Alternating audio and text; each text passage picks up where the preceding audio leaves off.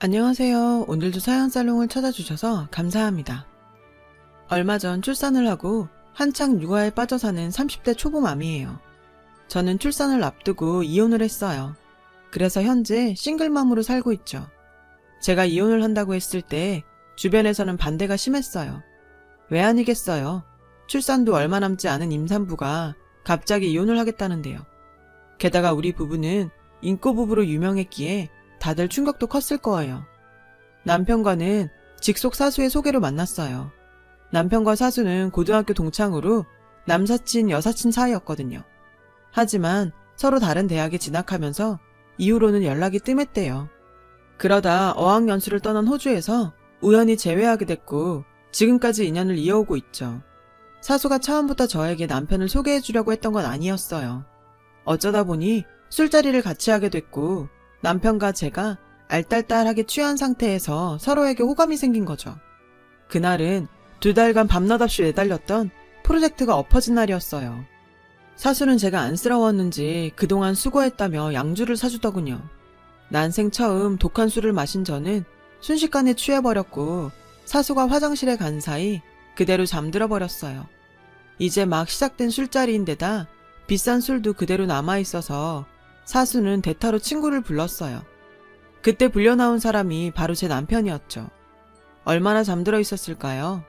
눈을 떠보니 글쎄 제가 남자 정장 재킷을 덮고 있지 뭐예요. 정신이 좀 드세요. 에어컨 바람이 세서 감기 걸릴까봐 덮어드렸어요. 처음이었어요. 이렇게 상냥한 남자는. 솔직히 그간 제가 봐왔던 남자들과는 너무 달랐거든요. 특히 제 친오빠랑은요. 저보다 3살 위 오빠는 한때 가문의 영광으로 불릴 정도로 잘 나갔어요. 18살에 과기고를 조기 졸업하고 수재들만 들어간다는 카이스트에 턱하니 붙었죠. 그때까지만 해도 오빠의 빛나는 앞날을 의심하는 사람은 단 한 사람도 없었어요. 그런데 사람 일은 모르는 거더라고요. 군대에 다녀오고부터 머리가 이상해진 건지 성적이 바닥을 치더니 결국엔 낙제를 하곤 학교를 그만뒀지 뭐예요. 그때부터 오빠의 흑역사는 시작됐어요. 아빠는 오빠에 대한 모든 원조를 끊었고 대입 축하 선물로 사주셨던 스포츠카와 수제 명품 시계까지 모조리 압수했어요. 한동안은 엄마가 아빠 몰래 용돈을 주셨는데 그것마저 걸려서 얼마 뒤 완전히 돈줄이 끊기고 말았어요. 결국 오빠한테 남은 희망은 딱 한 사람, 저뿐이었죠. 평생 발밑에 두고 괴롭혀온 여동생한테 용돈을 받아 쓰려니 죽을 맛이었을 거예요. 그래도 어째요? 목구멍이 포도청인데. 그런 주제에 고마운 줄도 모르고 오빠는 틈만 나면 저를 괴롭혔어요. 30 넘은 나이에 창피한 줄도 모르고 손에 방귀를 모아선 제 입에 대질 않나. 툭하면 제 방에 들어와 치마가 짧다느니 가슴이 많이 파졌다느니 옷을 검열하질 않나. 바쁜 출근 시간에 방에 들어와 기껏 해놓은 화장을 휴지로 박박 지우곤 술집 나가냐고 성질을 내지 않나. 아휴, 아무튼 미운 짓만 골라서 해댔어요. 그뿐인 줄 아세요? 툭하면 말끝마다 지지배가 어디서? 란 소리를 달고 산다니까요. 암튼 오빠가 아니라 왼수예요, 왼수. 그런데 따지고 보면 오빠의 이런 말버릇은 아빠 탓이라고 해도 과언이 아닐 거예요. 가부장적인 아빠는 엄마와 저한테 늘 여자가 어디서? 라는 말을 입버릇처럼 달고 사시거든요. 자식은 아버지 등을 보고 자란다는데 오빠가 아빠 말투를 닮은 건 너무나도 당연한 일이죠. 그래서 저는 오빠와 너무도 다른 남편의 모습에 반했고 우리는 금세 썸을 타기 시작했어요. 그렇게 한 달쯤 지난 어느 날 우리는 사귀기로 하면서 그날 바로 사수한테 둘 사이를 얘기했어요. 그런데 사수는 말로는 축하한다고 하면서도 왠지 떨떠름한 표정이더라고요. 사석에서는 서로 언니 동생하며 지낼 정도로 친한 사이였기에 사수의 그런 반응에 솔직히 조금 실망했어요. 나중에 왜 그랬는지 이유를 듣고서는 이해가 갔지만요. 그렇게 1년 반 정도 연애를 한 우리는 농담 반 진담 반으로 데이트 비용을 아낄 겸 결혼을 하기로 했어요. 그리고 드디어 남친이 저희 부모님께 결혼 허락을 받으러 오는 날이었어요. 얼마 전 대학 동기들과 창업을 한 터라 매일같이 회사에서 야근을 한다던 오빠는 그날은 웬일인지 시간에 맞춰 집에 왔더라고요. 꼴에 오빠라고 신경이 쓰이긴 했던 모양이었죠. 부모님께서는 남친을 꽤 마음에 들어 하셨어요. 그리고 대망의 호구조사가 시작됐죠. 부모님은 살아계시는지, 직장은 어딘지, 형제는 몇 명인지 꼼꼼히도 물으셨어요. 그런데 그 와중에도 오빠는 눈길 한 번 안 주고 밥만 먹고 있지 뭐예요. 솔직히 서운하더라고요. 그래서 남친이 가고 오빠 방에 들어가 한 소리 했죠. 평소엔 그렇게 잔소리를 해대더니 왜 오늘은 꿀먹은 벙어리셔? 혹시 오빠보다 잘난 사람이라 쫀 거야? 가시를 바짝 세워가며 비아냥댔어요. 그런데도 오빠는 반응이 없었죠. 피곤하다며 나가라는 말뿐이었어요. 그때 방을 나갔어야 했는데 저는 끝내 하지 말아야 할 말들을 하고 말았어요. 나 결혼하면 그동안 오빠한테 주던 용돈 끊을까봐 겁나서 그러는 거야? 솔직히 말해봐. 그런 거지? 그지? 그러게 아빠한테 잘못했다고 빌고 아빠 회사에 들어가면 좀 좋아? 하여간 누굴 닮아 그놈의 똥꼬집은. 벤처한답시고 엄마 쌈짓돈까지 가져다 쓰는 모양인데 제발 정신 좀 차려. 사업은 아무나 하니? 30 넘어 동생한테 용돈 받아 쓰는 거 창피하지도 않냐고. 그 순간 오빠가 벌떡 일어났어요. 그리고는 제 쪽으로 걸어오더라고요. 저는 오빠가 한 대 치려는 줄 알고 겁에 질려 뒷걸음을 쳤죠. 그런데 책상 서랍에서 열쇠고리를 꺼내 제 휴대폰에 걸어주지 뭐예요. 황당해서 오빠를 멀뚱히 쳐다봤어요. 오빠가 돼서는 여동생 결혼하는데 아무것도 못해줘서 미안하다. 대신 이거 대박 나면 그때 너한테 받은 거 10배, 100배로 갚아줄게. 그러고는 바로 침대로 가서는 벌러덩 들어 눕더라고요. 그런 오빠를 보니 괜히 울컥했어요. 지금껏 오빠한테 치여 산 게 억울해서 요 몇 년간 용돈 몇 푼 쥐어주며 엄청 생색을 냈었거든요. 조금 전까지도 오빠 가슴 후벼 파는 말만 골라서 했고요. 그런데 오빠는 저한테 오빠 노릇 제대로 못하는 거에 대해서 스스로 자책하고 있었던 모양이었어요. 내가 애냐? 이딴 걸 걸어주게? 그리고 잊었나 본데 오빠가 뭐 안 해줘도 나 결혼하는데 아무 지장 없거든? 그러니까 내 걱정하지 말고 오빠 일이나 걱정하셔. 저는 애써 아무렇지 않은 척 퉁명스럽게 내뱉고는 서둘러 오빠 방을 나왔어요. 더 있다가는 눈물이 날 것 같았거든요. 얼마 뒤 저는 시부모님을 찾아뵙고 인사를 드렸어요. 양가 부모님께 결혼 허락을 받은 우리는 본격적으로 결혼 준비를 시작했어요. 그리고 사수한테 청첩장을 드렸죠. 갑작스러운 결혼 발표에 사수는 많이 놀라더라고요. 정말 괜찮겠어? 혹시 나중에라도 자기 나 원망하는 거 아니지? 저는 그럴 일 없으니 걱정 말라고 했어요. 그런데도 사수는 여전히 뭔가 찜찜한 표정이었죠. 사수의 그런 반응이 내심 걸리긴 했지만 워낙 결혼 준비로 바빴던 시기라 솔직히 신경 쓸 여유가 없었어요. 결혼 준비를 하다 보면 한두 번은 다투기 마련이잖아요. 저희도 그랬어요. 사귈 때는 아무렇지 않았던 상대의 모습이 막상 결혼을 앞두고 보니 사소한 게 다 거슬리더라고요. 가장 눈에 걸렸던 부분은 바로 금전적인 면이었어요. 저희는 연애 기간 내내 데이트 통장을 따로 만들어서 비용을 똑같이 분담해왔거든요. 그때는 그게 편하기도 했고 헤어질 때 누가 더 썼네 덜 썼네 하지 않고 끝낼 수 있어서 그렇게 했어요. 물론 남친이 원해서 시작하긴 했지만 저도 꽤 만족하며 지켜왔고요. 그런데 결혼을 앞두고 데이트 통장에 남은 잔고를 정리하다 일이 터졌지 뭐예요. 100만 원이 조금 넘는 돈이 남았길래 그중 절반을 남친 통장으로 보냈어요. 그랬더니 남친이 계산이 잘못됐다며 17,500원을 더 보내라는 거예요. 솔직히 그깟 돈 더 줄 수 있어요. 그런데 헤어지는 것도 아니고 결혼할 마당에 그깟 만 얼마 덜 들어왔다고 이게 따질 일이냐고요. 그냥 넘어갈까 하다가 저도 짜증나서 뭐가 잘못된 거냐고 물었어요. 그랬더니 그동안 자기가 따로 사용한 데이트 비용을 정리한 수첩이 있는데 거기에 내역이 적혀있으니 확인하래요.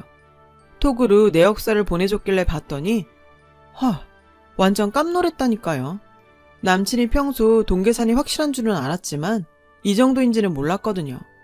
정확히 말하자면 돈에 엄청 쪼잔하게 구는 타입이었던 거예요. 내역서에 적힌 내용을 보면 이래요. 카페에서 커피랑 조각 케이크를 먹을 때 남친이 먹은 것과 제가 먹은 것 사이에 몇백 원 차이가 날 수도 있잖아요. 남친은 그것조차 따박따박 기입을 해놨더라고요. 언제고 자신이 덜 쓴 만큼 남은 돈에서 챙겨가라고 했던 거죠. 이런 말하기 뭐하지만 그 순간 남친이 정말 쫌스럽게 느껴졌어요. 이런 남자랑 결혼해도 되는 걸까 싶었죠. 맨날 몇백 원 가지고 싸우게 되지는 않을까 걱정이 되더라고요. 아무튼 남친이 말한 대로 17,500원을 더 보내주고 데이트 통장은 깔끔히 정리를 했어요. 그런데 그런 남친의 성격은 결혼 준비를 할 때도 다르지 않더라고요. 뭐? 집을 반반씩 해서 구하자고? 당연한 거 아니야? 같이 살 집인데 남자가 다 부담하는 건 불공평하잖아. 따지고 보면 틀린 말은 아니었어요. 그래서 그러자고 했죠. 부모님께 집과 살림살이, 그 밖에 예식장 비용과 청첩장도 똑같이 나눠서 비용을 지불하기로 했다고 말씀드렸어요. 그 얘기를 듣고 부모님께선 황당해 하셨어요. 이런 경우는 드무니까요. 저는 부모님 세대와 우리 세대는 다르다고 한참이나 부모님을 설득했고 결국 두 분은 제 뜻을 따라주셨어요. 그렇게 우리 부부는 평등한 결혼 준비를 하고 식을 올릴 수 있었어요. 그 후로는 큰 문제 없이 결혼 생활을 이어갈 수 있었죠. 결혼한 지 1년쯤 지나 저는 임신을 했어요. 임신을 하고도 직장은 계속 나갔죠. 시간이 지나자 점점 배가 불어서 출산을 2달 남긴 시점엔 도저히 출근을 못하겠더라고요. 몸도 너무 무겁고 회사에 눈치도 보였거든요. 그래서 회사에 휴직서를 냈어요. 휴직은 이미 남편과 상의한 일이기도 했고 직면한 출산이 더 문제였기에 대수롭지 않게 생각하고 있었죠. 그러던 어느 날 사건이 터졌어요.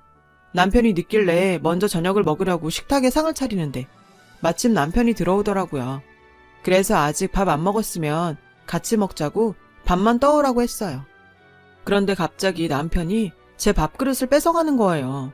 황당해서 멀뚱히 남편을 쳐다봤죠. 그때까지는 장난을 하는 줄 알았거든요. 그런데 뭐라는 줄 아세요? 자기야, 일도 안 하면서 밥은 먹으려고? 이건 내가 벌어서 내가 산 내 쌀이랑 내 반찬이야. 누구 맘대로 먹겠다는 거야? 있는 집 자식이라 너는 좀 다를 줄 알았는데 어쩜 이렇게 똑같니? 왜 이렇게 인간들이 하나같이 니 거 내 거 구분을 못해? 전 제가 잘못 들은 줄 알았어요. 자기야, 방금 뭐라 그랬어? 그거 나 들으라고 하는 소리야? 남편은 제 밥을 도로 밥통에 쏟아넣고는 싸늘한 눈으로 절 노려봤어요. 그제야 남편의 행동이 장난이 아니란 걸 알 수 있었죠. 남편은 제 어깨를 툭툭 치며 말하더군요. 야, 넌 내가 네 몸종으로 보이냐? 넌 집에서 쳐놀면서 어떻게 내가 번 돈으로 먹고 살 생각을 하냐? 양심 있으면 미안한 척이라도 해. 뻔뻔해도 정도가 있어야지. 자기야, 말이 좀 심한 거 아니야? 내가 일하기 싫어서 안 하는 거야? 맘사긴 몸으로 일을 할 수 없으니까 휴직을 한 거 아니야. 게다가 뱃속에 애가 내 애만 되니? 당신 애기도 하잖아. 근데 어떻게 이럴 수가 있어? 돈 가지고 쪼잔하게 구는 건 알았지만 정말 이 정도일 줄은 몰랐네. 치사해서 눈물이 날 지경이었어요. 너 바보냐? 내가 지금 너 놀고 먹는 거 가지고 이러는 거 같아? 잘 사는 친정은 뒀다 뭐 할래? 네가 못 벌면 네 부모한테 손 좀 벌리면 될 거 아냐. 니네 백수 오빠한텐 회사까지 차려주고 배부른 딸한테는 관심도 없는데 너는 화도 안 나니? 언제까지 네 오빠한테 뺏기고 살 거야. 집구석에서 TV 보고 밥차 먹을 생각만 하지 말고 가서 뺏어 오라고. 기가 막혀. 누가 그래? 아빠가 오빠한테 회사 차려줬다고? 그거 오빠가 친구들이랑 차린 거야. 그리고 자기 뭔가 착각하는 모양인데 나 아빠 재산에 관심 없어. 내가 벌어서도 충분히 먹고 살 수 있는데 왜 내가 그 돈을 탐내? 아빠도 나중에 전 재산 기부하신다고 했으니까 당신 일찌감치 꿈 깨. 그 말에 남편은 불같이 화를 냈어요. 누구 좋으라고 그 돈을 기부하냐며 길길이 날뛰었죠. 그 순간 이 남자는 제가 아닌 우리 집 돈을 보고 결혼했다는 걸 알 수 있었어요. 그러자 오만정이 다 떨어졌어요. 네가 원하는 건 우리 아빠 돈이었네. 진작에 말하지 그랬어. 그랬으면 너 같은 인간이랑 엮일 일도 없었을 텐데. 말해 뭐하니? 난 역겨워서 도저히 너랑은 못 사니까 우리 그만 헤어져. 저는 핸드폰을 챙겨 들고 일어났어요. 짐을 싸러 안방으로 향하는데 뭔가에 머리를 맞고는 그대로 정신을 잃었죠. 정신을 차려보니 남편이 걱정스러운 표정으로 저를 내려다보고 있었어요. 남편한테 도대체 어떻게 된 거냐고 물었더니 제가 선반에서 떨어진 머그컵에 맞고 기절을 했다더라고요. 머리를 만져보니 많이 부어 있었어요. 남편은 놀랐는지 울먹이며 말했죠. 자기야, 괜찮아? 다친 데는 없어? 난 자기가 잘못되는 줄 알고 얼마나 무서웠는지 몰라. 자기야, 내가 정말 잘못했어. 내가 잠깐 어떻게 됐었나 봐. 그렇게 말하면 안 되는데 정말 미안해. 요즘 업무 스트레스가 심해서 마음에도 없는 소리를 했어. 내가 미쳤었나 봐. 자기야, 나 이번 한 번만 용서해주라. 앞으로 내가 정말 잘할게. 응? 남편은 무릎까지 꿇고는 싹싹 빌었어요. 방금 전까지 서로 죽일 듯이 싸웠지만 그래도 남편이 절 위해 웃는 모습을 보니 서운한 마음이 조금은 풀리더라고요. 그래서 못 이기는 척 용서해 주었어요. 남편은 모처럼 솜씨 발휘를 하겠다며 주방으로 들어갔고 저는 소파에 앉아 TV를 보고 있었고요. 그때였죠. 요란하게 초인종이 울렸어요. 이 밤에 누군가 했는데 오빠더라고요. 오빠는 현관문이 열리자마자 씩씩대며 들어와선 다짜고짜 남편한테 주먹을 날렸어요. 순식간에 벌어진 일이라 미처 말릴 새도 없었죠. 오빠 왜 이래? 미쳤어? 저는 남편한테서 오빠를 뜯어내며 말했어요. 오빠는 여전히 분이 안 풀리는지 씩씩대고 있었죠. 영문도 모른 채 오빠한테 맞은 남편의 얼굴이 발갛게 달아올랐어요. 형님, 도대체 왜 이러십니까? 제가 뭘 잘못했다고 주먹질이냐고요. 네가 잘못한 게 없어? 좋아, 내가 증거를 보여줄게. 오빠는 휴대폰을 꺼내 영상을 보여주었어요. 제가 컵에 맞아 쓰러지는 장면이었죠. 그런데 남편의 말과 달리 선반에서 떨어진 컵에 맞은 게 아니라 남편이 제 뒤에서 컵으로 절 내리친 거더라고요. 이래놓고도 네가 잘못한 게 없어? 지금껏 우리 아버지도 나도 얘 머리털 하나 손댄 적 없어. 근데 감히 니깎게 내 동생한테 손을 대? 그래놓고 잘못한 게 없어? 이 쓰레기 같은 새끼야. 너 같은 놈이랑은 말로 할 필요가 없어. 경찰 불렀으니까 경찰서 가서 따지자고. 진영이 넌 일단 짐부터 싸. 이런 새끼한테 더 이상 너 못 맡겨. 그 순간 남편이 본색을 드러냈어요. 아이씨, 내가 뭘 그렇게 잘못했는데? 그러게, 누가 내 성질을 건드리래? 사위도 자식이라는데 한몫 떼줄 생각은 않고 전 재산을 기부를 해? 완전 미친 거 아니냐고. 남 줄 돈 있으면 살아보겠다고 애쓰는 나한테나 달란 말이야. 막말로 내가 얘 보고 결혼했겠어? 세상 물정 모르고 철딱선이 없는 애를. 난 잘못한 거 없어. 이건 전부 덜 떨어진 딸년 맡겨놓고 입 싹 닦은 니들 부모 책임이라고. 참다 못한 저는 남편의 뺨을 쳤어요. 도저히 가만히 있을 수가 없었거든요. 어디서 감히 우리 부모님들을 들먹여? 사지 멀쩡한 놈이 지가 노력해서 살 생각을 해야지. 어디서 거지근성이야? 각오해. 오늘 일은 절대 그냥 안 넘어가. 네 말대로 세상 물정 모르고 찰떡선이 없는 나한테 어디 한번 당해보라고. 저는 있는 힘을 다해 악다구니를 쓰고는 그대로 기절했어요. 정신을 차려보니 병원이었어요. 오빠가 제 침상을 지키고 있었죠. 저는 오빠를 통해 지난밤 사건의 전말을 들을 수 있었어요. 결혼 전에 오빠가 제 폰에 걸어준 핸드폰 고리는 오빠네 회사에서 개발 중인 안심캠이었어요. 그 캠을 통해 오빠는 남편이 절 폭행하는 상황을 알 수 있었고 바로 저희 집으로 달려왔던 거죠. 제가 쓰러진 뒤에도 미친놈처럼 발악을 하던 남편은 결국 경찰에 끌려갔어요. 캠에 저장된 남편의 폭행 장면을 증거로 저는 폭행상해로 고소할 수 있었어요.